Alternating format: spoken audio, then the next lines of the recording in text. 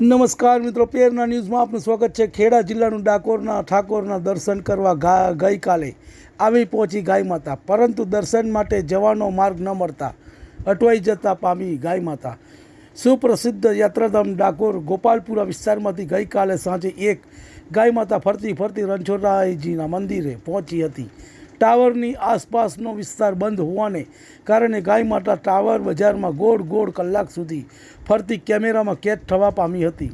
ગઈકાલે સાંજે ટાવર બજારમાં વિસ્તારમાં પતરા અને આડબંધને કારણે અટવાઈ ગઈ ગાય માતા।